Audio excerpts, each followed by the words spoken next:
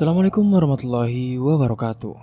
Halo semuanya, jumpa kembali dengan saya, Karstu. Apa kabar kalian semua? Semoga kalian selalu sehat, baik, dan tentunya dimudahkan segala urusannya oleh Tuhan Yang Maha Esa. Amin, amin, ya rabbal alamin.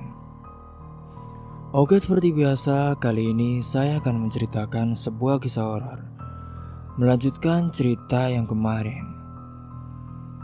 Oke, bagi kalian yang baru bergabung di channel kami, jangan lupa klik tombol subscribe-nya.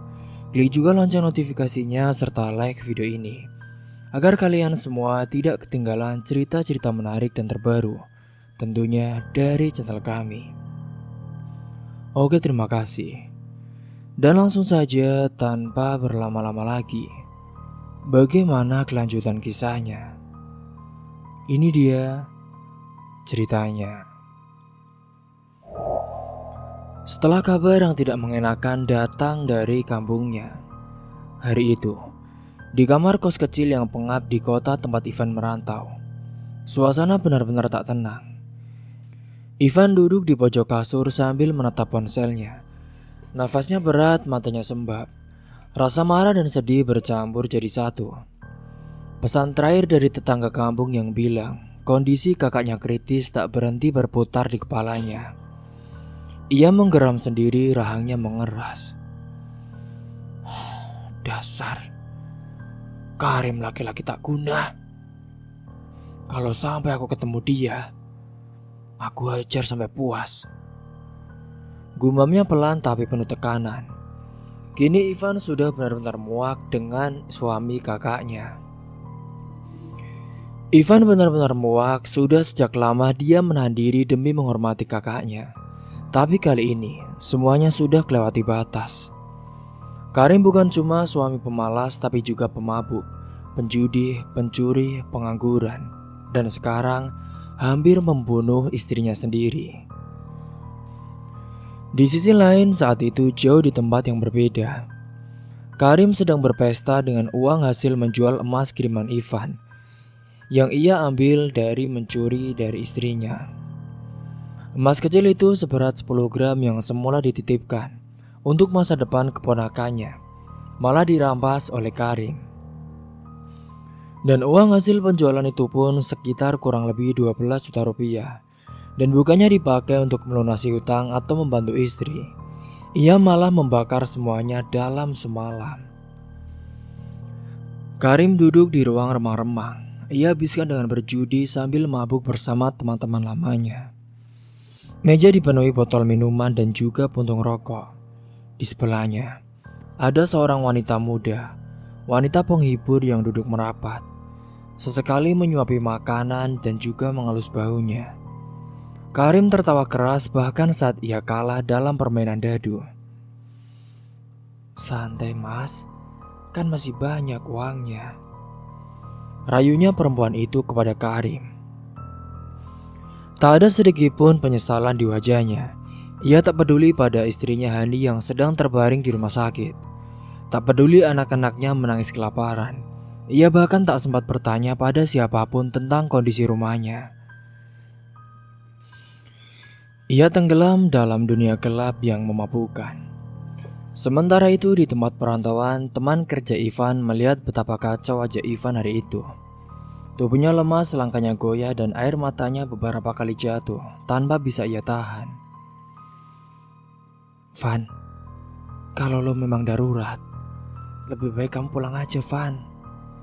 Bagianmu, nanti aku handle sebisanya. Kamu kan kayak udah gak kuat berdiri gitu, Van. Lebih baik kamu selesaikan masalahnya dulu, ucap temannya Pak Andra. Ivan terdiam lalu mengangguk dengan pelan. Terima kasih ya mas. Mbakku itu satu-satunya yang aku punya di dunia ini mas. Jadi aku benar-benar merasa sakit hati dengar kabar itu. Hari itu juga Ivan membereskan sedikit barangnya, menitipkan kunci kamar ke temannya, dan langsung naik bis menuju kampungnya. Perjalanan dari situ sekitar 7 jam ia lalui dengan hati campur aduk. Sesekali ia menengok keluar jendela mencoba menenangkan diri. Tapi bayangan wajah kakaknya terus muncul. Wajah lelah, penuh luka dan penuh beban. Saat bis tiba di terminal desa, Ivan langsung naik ojek ke rumah sakit. Hari sudah sore ketika ia sampai saat itu. Langkahnya pun cepat menyusuri lorong rumah sakit. Dan ketika ia membuka tirai kamar rawat inap, matanya langsung belalak. Bu Hani terbaring lemah, kepala diperban, wajah pucat, tangan penuh infus. Di samping ranjang, Salsa sedang membacakan doa dengan suara lirih. Dani duduk memegangi tangan ibunya dan si bungsu. Ia tertidur di kursi lipat dengan tubuh kurus dan wajah yang cemas. Ivan menahan nafas, lututnya lemas. Ia nyaris terjatuh tapi cepat-cepat menopang dirinya dengan tiang ranjang. Mbak, sadar mbak, ini aku Ivan. Suaranya nyaris tak keluar. Salsa menoleh, matanya pun langsung berkaca-kaca.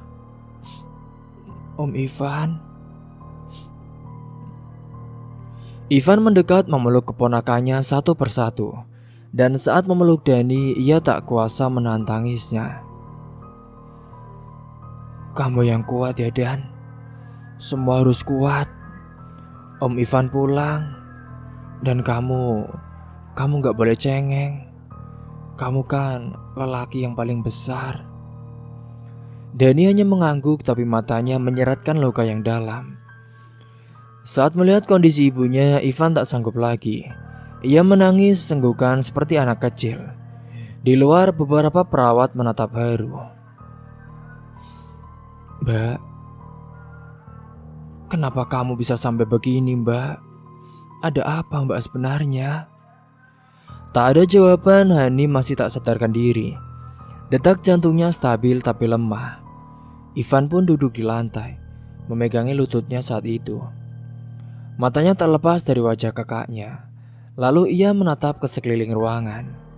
Anak-anak itu keponakannya. Semua terlihat kurus, terlalu kurus untuk anak seumuran mereka. Mereka nggak pantas punya ayah seperti Karim.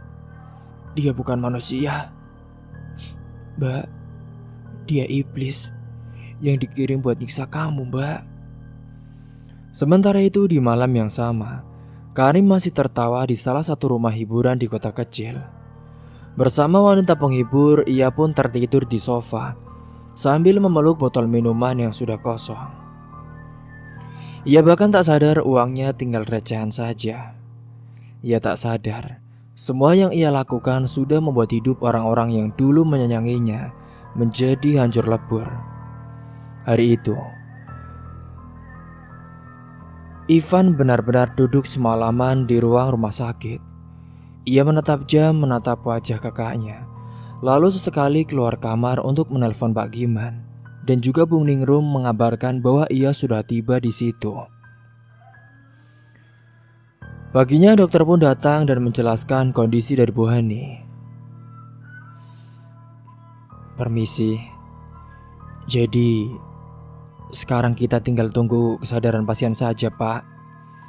Luka di kepala sudah ditangani, tapi efek traumanya bisa panjang. Saya mohon jangan beri tekanan apapun kepada ini. Ivan mengangguk saat itu, tapi hatinya masih penuh amarah. Ia tahu, cepat atau lambat ia harus berhadapan dengan Karim. Tapi kali ini bukan sebagai adik ipar, bukan sebagai keluarga, tapi sebagai pelindung satu-satunya untuk anak-anak yang tak bersalah itu. Sebab kalau bukan dia, siapa lagi? Karim harus benar-benar mendapatkan pelajaran yang bisa mengubah hidupnya, entah itu mati atau membuat ia menyesal seumur hidup. Pada waktu itu, di pagi hari, suasana rumah sakit yang masih lengang. Angin lembut dari jendela kamar rawat menyentuh wajah Bu Hani yang masih terbaring diam. Infus masih menetes perlahan dan suara detak alat monitor jantung jadi pengingat bahwa hidup masih menggantung di batas tipis. Ivan duduk di sampingnya sambil menatap wajah kakaknya yang pucat. Ia belum tahu secara pasti apa penyebab Hani sampai dalam keadaan separah itu. Karena sejak dibawa ke rumah sakit, Hani ini belum sadarkan diri dan belum ada saksi mata yang tahu kejadian sebenarnya. Salsa dan Dani duduk di sudut ruangan, memeluk satu sama lain. Mereka belum berani banyak bicara, trauma masih tertinggal di mata mereka. Dan pagi itu setelah mengganti perban infus dan menyuapi adik-adiknya sarapan bubur instan, Ivan mengajak keponakannya keluar sejenak. Salsa, Dani, Dedek, yuk kita jalan ke warung depan rumah sakit. Nanti Om traktir jajan. Masa sih di rumah sakit terus? Nanti kalian malah tambah stres loh. Salsa mengangguk pelan. Dani pun ikut menarik tangan adiknya yang kecil. Mereka bertiga berjalan menyusui trotoar depan rumah sakit, mampir ke warung kecil yang menjual gorengan, jajanan anak-anak dan juga minuman es. Di sana Ivan sengaja bersikap ceria, mencoba membuat keponakannya tertawa bahagia. Ia pun ikut makan cilok, meledakkan balon plastik, bahkan berpura-pura takut saat si bungsu menunjuk patung boneka badut di pinggir jalan. Om, ayo kita beli balon om. Kamu mau warna apa? Tanya Ivan sambil jongkok di depan si bungsu. Itu yang merah, jawab si kecil sambil tertawa. Namun saat Ivan berdiri dan hendak menghampiri penjual balon, matanya tiba-tiba menangkap sosok yang sangat ia kenal. Jantungnya langsung berdetak kencang, tubuhnya membeku sejenak. Di seberang jalan terlihat Karim, laki-laki yang jadi biang kehancuran keluarganya, berjalan sambil merangkul seorang perempuan berdandan menor, memakai baju ketat dan juga rok pendek, lengkap dengan tawa cekikikan yang terdengar sampai seberang. Ivan mengepalkan tangan, pandangannya tajam, nafasnya tiba-tiba berat. Tanpa pikir panjang, ia pun langsung menyeberangi jalan, menghampiri Karim dengan langkah yang cepat. Woi, Karim! Teriak Ivan dari belakang. Ia sudah sangat marah, bahkan ia tak memanggilnya kakak, karena sudah sangat tidak respek kepada dia. Karim menoleh saat itu, dan wajahnya langsung pucat. Ia tidak menyangka Ivan sudah pulang. Lebih dari itu, ia juga tak siap menghadapi kemarahan yang selama ini ditahan oleh Ivan. Belum sempat ia bicara, Ivan langsung menghantamkan pukulan keras ke wajah Karim. Tubuh Karim limbung nyaris jatuh, tapi Ivan kembali menghantam perut dan dadanya. Ini yang bikin kakak sekarat. Bukannya ngurus istrinya, malah ngeliur sama Elsie. Kau ini suami macam apa sih, Rem? Teriak Ivan penuh amarah. Orang-orang di sekitar pun langsung menghubungi mereka. Ada yang mencoba melerai, ada yang menonton, ada juga yang langsung mengancam, dan juga mereka dengan ponsel. Karim mencoba melawan tapi tubuhnya kalah jauh. Ia sudah lemah karena mabuk, dan kini diajar penuh emosi oleh adik iparnya sendiri. Pukulan Ivan menghantam pipi, hidung, dan dadanya tanpa ampun. Om, sudah Om Ivan. Jangan Om, jangan, udah. Jerit Dani keponakannya yang berusaha mengejar dari seberang. Warga pun akhirnya ikut turun tangan. Beberapa lelaki menarik tubuh Ivan ke belakang, menahannya dengan susah payah. Cukup bang, cukup. Nanti kamu yang masuk penjara bang, teriak Pak Yanto, salah satu warga yang lewat. Ivan pun masih mengeram, nafasnya terengah, matanya marah penuh kebencian. Karim tergeletak di trotoar, wajahnya babak belur, bibirnya sobek dan mata kirinya bengkak. Tapi tetap saja dengan suara lemah ia mencoba membela diri. Aku cuma cari hiburan. Lagian, duit kan duit gue. Ucapan itu pun membuat Ivan hampir menerjang lagi. Tapi warga terus menahannya. Akhirnya dengan tubuh masih bergetar, Ivan menarik nafas panjang dan berkata pelan namun tajam.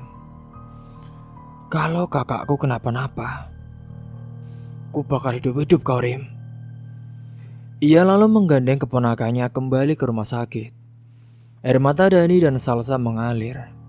Mereka ketakutan bukan pada Ivan, tapi pada kenyataan bahwa semua ini sudah jauh dari kata keluarga.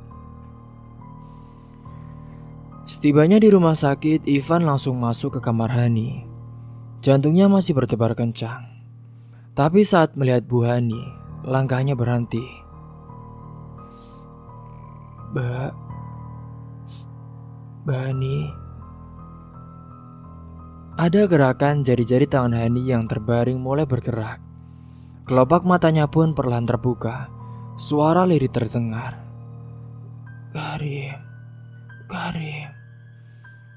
Karim jahat. Ivan pun langsung mendekat. Mbak, ini aku Ivan di sini, Mbak. Mas Karim udah aku hadapi, Mbak. Air mata mengalir di sudut mata Bu Hani. Ia menatap langit-langit kamar lalu menggeleng dengan pelan. Karim jahat. Dia hancurin semua. Ucapnya dengan berulang-ulang. Dokter yang kebetulan sedang berkeliling pun langsung masuk ke kamar itu, memeriksa kondisi pasien dan meminta semuanya tenang. Tenang ya, Pak. Ini pasien mulai sadar. Tapi mohon, jangan emosional dulu. Ini fase kritis. Biarkan tubuh dan jiwanya pulih sedikit demi sedikit, ujar dokter saat itu. Ivan hanya mengangguk tapi matanya tetap menatap tajam. Kini semuanya semakin jelas. Karim bukan hanya suami yang gagal, tapi sudah jadi duri yang harus dicabut dari hidup kakaknya. Keesokan harinya, setelah dokter menyatakan Hani cukup kuat untuk bicara, Ivan pun duduk di sisi ranjang sambil menggenggam tangan kakaknya. Mbak, aku minta tolong ceritain semuanya, Mbak, dari awal, biar semuanya jelas, ujar Ivan dengan suara pelan tapi tegas. Hani mengangguk pelan, matanya basah saat itu. Sudah, Mbak, jangan nangis lagi. Jadi Van, waktu itu dia pulang tengah malam, Van. Terus dia marah-marah minta uang. Aku bilang gak ada. Dia malah buka lemari, ambil emas pemberian kamu. Dan saat Mbak tarik, dia malah dorong aku, Van. Terus saat itu, yang Mbak ingat kepala Mbak kebentur lemari. Terus gelap, dan Mbak juga tak tahu apa yang terjadi lagi. Ivan mengepalkan tangan, nafasnya tertahan saat itu.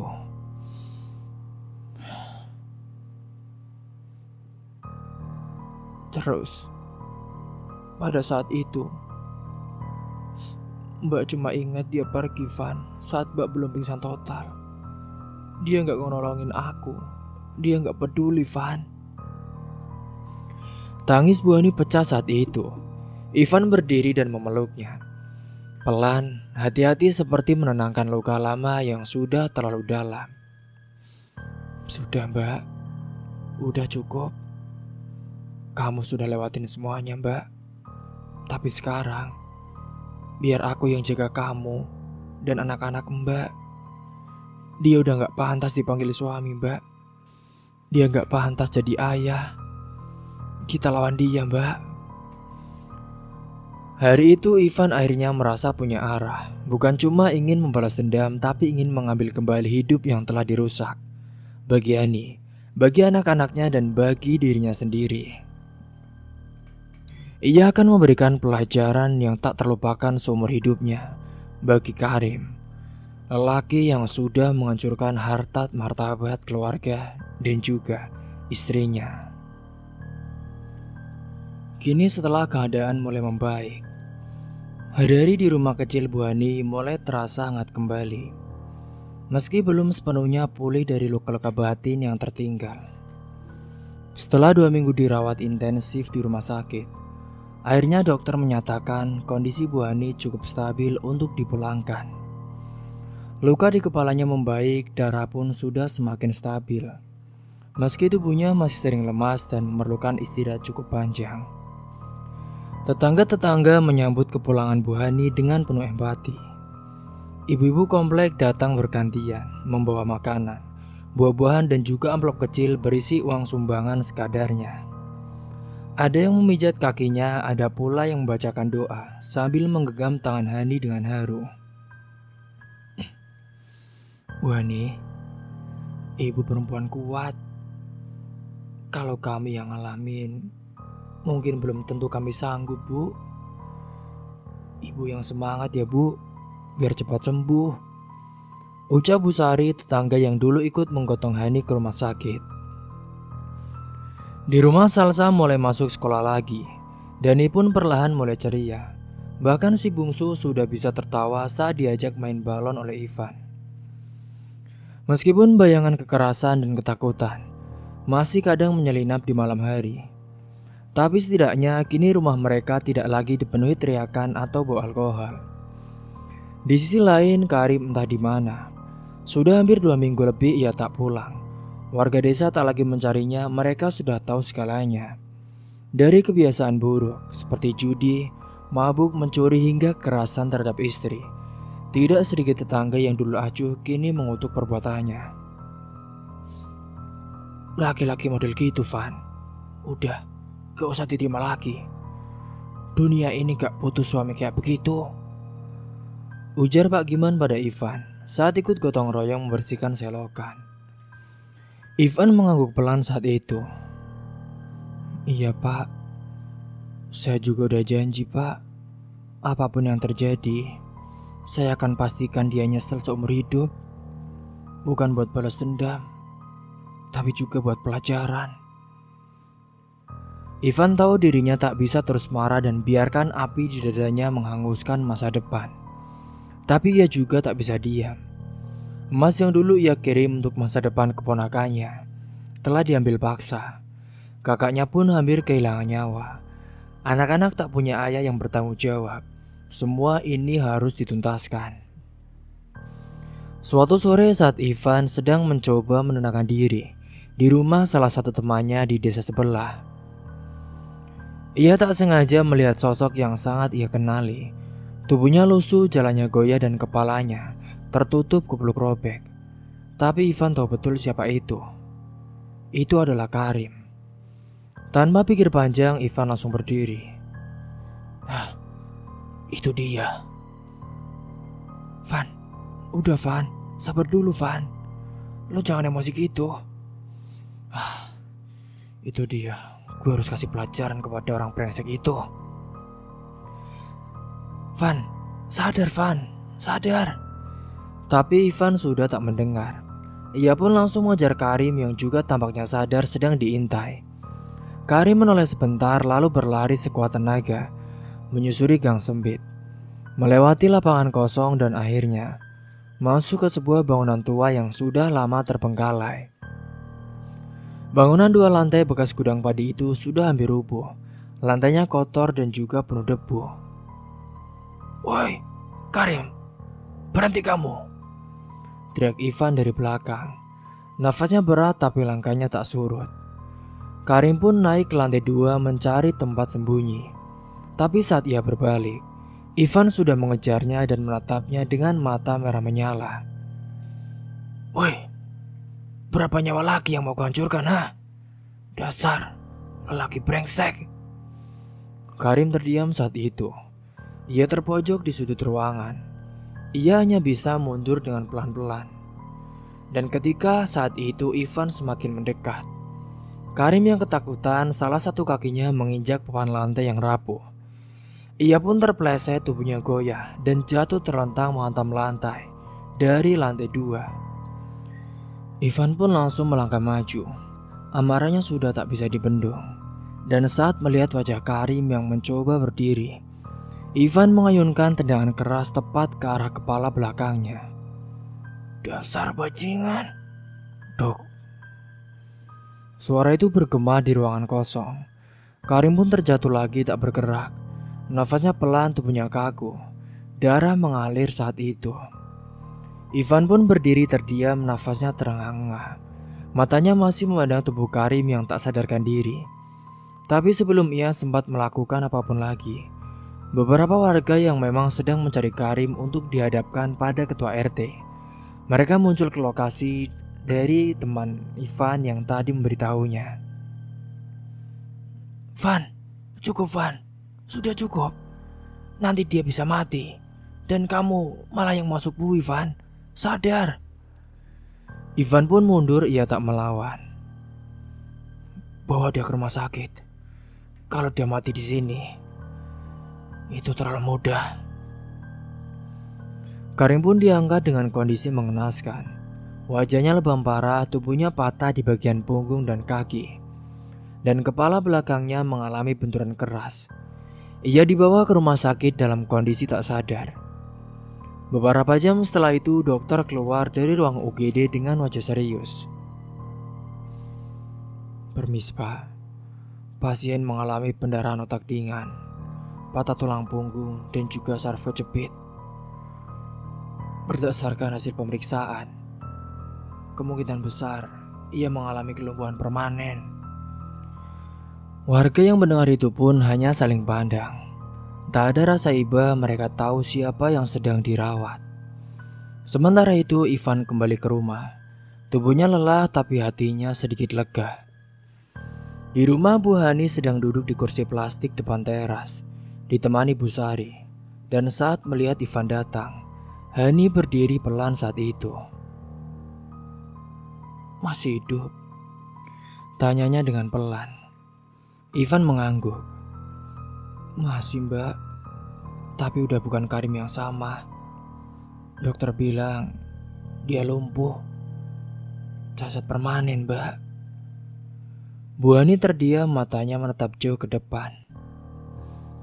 Baguslah, dunia kadang butuh cara kejam untuk ngasih pelajaran. Tapi aku udah gak mau lagi bawa-bawa dia dalam hidupku. Aku udah cukup sakit, Van. Jawabnya lirih tapi pasti. Hari itu pun surat cerai yang dulu sempat ditunda akhirnya ditandatangani. Dengan bantuan ketua RT dan beberapa saksi, perpisahan itu disahkan secara adat. Bu Hani, sekarang udah resmi sendiri. Dan anak-anak di bawah pengasuhan ibu. Kami semua mendukung penuh, Bu. Semoga ibu cepat sembuh dan bisa lebih baik lagi ya Bu. Ucap Pak RT saat itu. Ivan hanya menatap dari sudut ruangan. Tersenyum tipis, ia tahu jalan panjang belum selesai. Tapi setidaknya luka itu kini mulai punya ruang untuk sembuh. Karim yang dulu selalu membuat rumah penuh tangis, kini telah dilumpuhkan oleh ulahnya sendiri. Dan Bu Hani, perempuan yang dulu hampir hilang dalam kekerasan, kini berdiri kembali sebagai ibu, sebagai perempuan kuat dan sebagai simbol bahwa luka tak selamanya melemahkan. Kadang justru membentuk kekuatan yang paling abadi. Singkat cerita, beberapa bulan telah berlalu sejak hari yang mengubah segalanya. Kini rumah kecil milik Bu Hani lebih tenang, lebih bersih, dan juga penuh tawa anak-anak. Ia sudah sembuh total. Warung di depan rumah pun terus ramai pembeli. Ivan yang sempat tinggal cukup lama setelah kejadian itu, akhirnya kembali merantau dengan hati yang jauh lebih ringan. Pagi hari itu sinar matahari masuk melalui jendela bambu yang terbuka. Dani sedang membantu ibunya menyiapkan bungkusan nasi untuk pesanan. Salsa mengajari adiknya membaca buku Iqra. Tawa mereka memenuhi ruang tamu, menghapus bayangan kelam masa lalu yang sangat menyesakan. Bu Hani duduk di kursi kayu tua menatap halaman dengan mata yang tenang. Di bangkuannya ada surat kabar dari rumah sakit kota. Berita itu akhirnya datang. Karim meninggal dunia 2 malam lalu. Luka dalam kepalanya ternyata memburuk, ditambah kondisi fisik yang lumpuh dan tak ada satupun keluarga yang mengurus, membuat ia mengembuskan nafas terakhir dalam sepi. Tidak ada tangisan, tidak ada duka, yang tersisa hanyalah keheningan. Bahkan anak-anak tidak terlalu bereaksi saat ibunya mengabarkan bahwa ayah mereka telah tiada. Mereka hanya saling menatap lalu kembali melanjutkan aktivitas seperti biasa. Ivan diberitahu lewat telepon. Saat itu, ia sedang mengawasi pembangunan ruko baru miliknya di kota perantauan. Mendengar kabar itu, Ivan pun hanya diam beberapa saat, lalu berkata dengan datar, "Semoga Tuhan ampuni dia ya, Mbak." Kini Ivan hidup jauh lebih baik. Usahanya berkembang, jaringan bisnis properti yang ia bangun makin luas. Ia sudah tak bekerja di pengelasan lagi. Ia pun kini sudah rutin mengirim uang untuk kakaknya dan sesekali pulang ke kampung halaman membawa oleh-oleh. Tapi lebih dari itu, ia sudah menepati janjinya, menjaga Bu Hani dan juga anak-anak atau keponakan mereka, dan memastikan mereka tidak menderita lagi seperti yang dulu-dulu. Setahun kemudian, keluarga kecil Bu Hani mendapat kabar bahagia. Salsa diterima di sekolah unggulan dengan beasiswa penuh. Dani pun menjuarai lomba menggambar tingkat kabupaten. Dan si bungsu kini sudah mulai belajar mengaji dan menghafal surat pendek dengan lancar. Bu Hani sudah tak pernah menyebut nama Karim. Ia telah ikhlas. Bukan karena tak pernah sakit hati, tapi karena sudah tahu luka itu tak akan sembuh jika terus dipeluk. Ia pun kini sudah berjanji kepada dirinya sendiri. Ia sudah tak mau menikah lagi. Ia lebih baik hidup sendiri, mengurus anak-anaknya dengan baik. Dan di malam hari saat semua anak sudah tidur, Bu Hani kadang menatap langit sambil berdoa dalam hati. Bukan meminta kekayaan, bukan juga meminta balasan untuk masa lalu, tapi hanya satu, agar ia diberi kekuatan untuk terus jadi ibu yang kuat dan anak-anaknya tumbuh dengan cinta, bukan dengan trauma. Pelajaran dari kisah ini, terkadang luka yang dalam datang dari orang yang paling dekat, tapi tak selamanya luka itu akan membekas selamanya. Selama kita mau bangkit, memperjuangkan diri sendiri dan orang-orang yang kita cintai, maka hidup akan kembali memberi ruang untuk bahagia. Jangan pernah diam dalam penderitaan hanya karena takut kehilangan. Kini Karim pun mati tanpa nama baik, tanpa keluarga, tanpa cinta. Tapi Hani dan anak-anaknya, mereka hidup dengan tawa, harapan dan juga masa depan. Dan itulah yang dinamakan keadilan semesta yang sungguhnya. Cerita pun tamat. Semoga kalian semua bisa mengambil hikmah dan pelajaran dari kisah ini. Terima kasih kepada kalian yang sudah menyimak kisah ini sampai habis. Dan jangan lupa kalian yang belum subscribe, klik tombol subscribe-nya. Klik juga lonceng notifikasinya serta like video ini. Dan tulis komentar kalian di kolom komentar. Berikan masukan dan juga kurangan. Akhir kata dari saya, kurang lebihnya mohon maaf. Wassalamualaikum warahmatullahi wabarakatuh.